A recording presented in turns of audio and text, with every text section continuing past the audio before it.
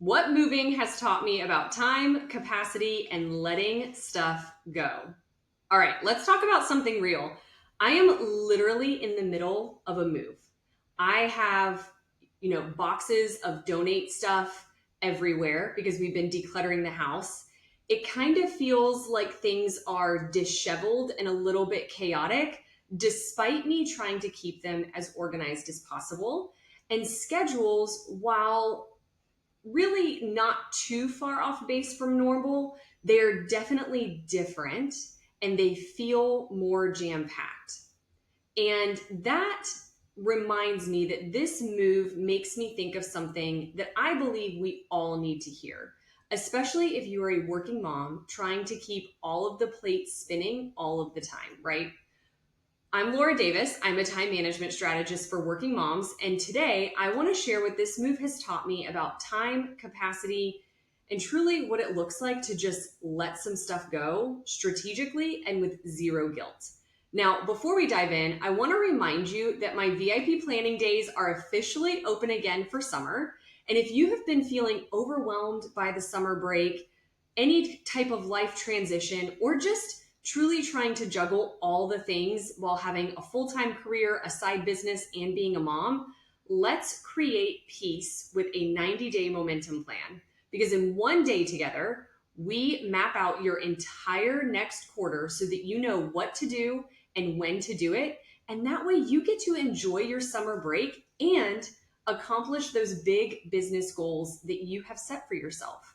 You can learn more about VIP planning days and schedule yours at thelauraddavis.com/VIP. All right, let's dive into today's episode. Big life transitions. These are things like moving, buying and selling a house, having a baby, starting a new job. All of these things kind of put this magnifying glass on your life and they force you to look at systems and rhythms and routines in your life that are working and ones that are not working. Now, during this move, I will say that even the most organized parts of my routine have been interrupted at some point or another.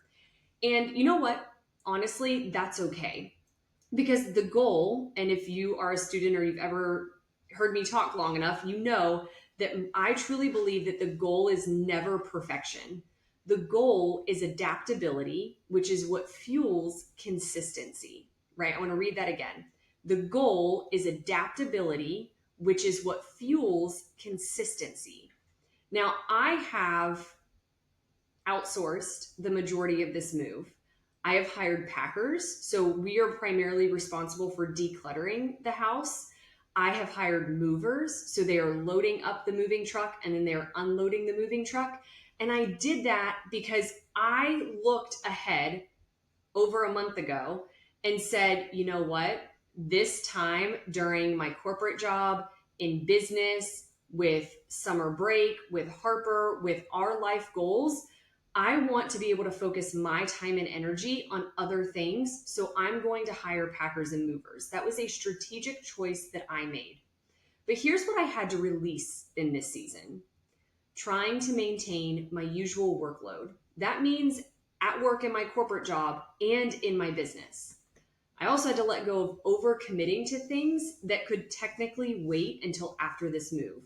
So I have said no to a lot more things, big and small, that I really wanted to say yes to, right? I also have let go feeling guilty for not being productive every single second of the day. This move is a huge energy suck for me, mentally and physically. So I've created a lot more space for rest and for play and for fun because I know that I'm going to need time to recover and recoup during this move so that I can really focus on the things that I need to focus on. Now, I am focused on what actually matters right now in this moment: keeping my family happy, grounded, entertained, loving, moving us into a new house, prioritizing my full time job because let's be honest, it is my full time job. It provides benefits, it provides the majority of our income. and only doing what is needle moving for my business. My business brings in income as well, but my full-time job is really the priority. If it ever comes down to it, my full-time job has to be the priority. And I think that's something that a lot of entrepreneurs online don't talk about. But I'm not going to shy away from it because it's the truth. If you're a working mom and you have a side business, you have to prioritize your full-time job. So if you are going through a high capacity season, whether it's summer break with kids at home, a big project at work in your corporate job, a launch in your business, or something totally unexpected, it is okay to do less. Doing less doesn't mean that you've dropped the ball. It doesn't mean that you're a failure. It doesn't mean that you're lazy. It means that you are strategically protecting your energy and prioritizing what matters most to you in that phase, right? So here's what has helped me a lot. One is areas of priority. Now, I have talked about this concept of narrowing your priorities in previous episodes that you can go back and watch on the YouTube channel. But with moving, my priorities are narrowed down to one thing in each of these buckets per day and in this order of importance. So number one priority is my family. Hands down, family and my health will always come first, right? Number two is my corporate job, because that is the job that we make the majority of our income from. So that is a major priority for me. Plus, I also love my job. I love my job. I know that's also kind of rare to hear in the online entrepreneurial space, but I love my full-time job. Third priority is moving, right? Because I want to make sure that we have a successful, stress-free move. Fourth priority is my business. So contrary to popular belief, I do support and encourage pen and paper. So I actually write these out for each day. And as we get closer to the move, I get more and more strict about what I'm taking on for that day, right? So I do mostly pre-plan all of these things in my Friday planning sessions, but during really busy times like right now, I like to write down these 4 daily priorities. So it is one thing in each of those areas that I covered a second ago.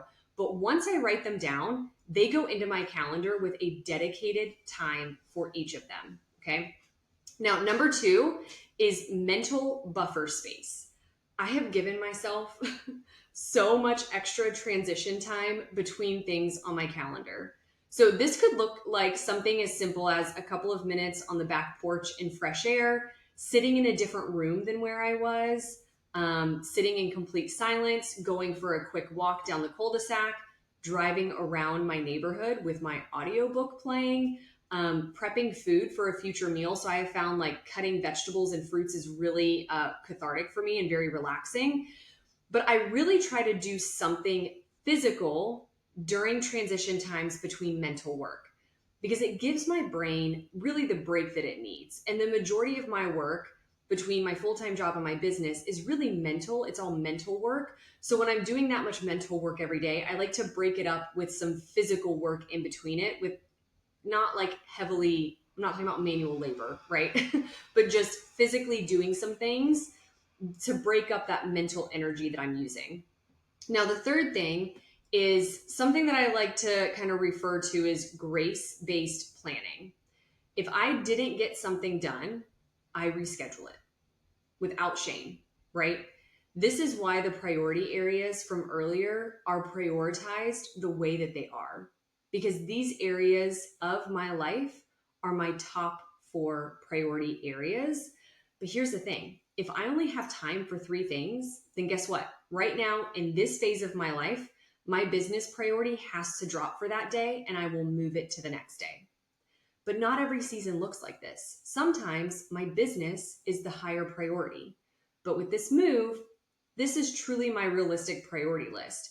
And when you get realistic and you get really honest with yourself about what your priority list is and in what order, you have a lot less guilt and a lot less frustration and a lot less shame when you don't get things done. I don't know about you, but sometimes I can really go into that shame spiral if I don't get things done. But when you approach it this way, You know what your priorities are, and it's okay if you can't get everything done.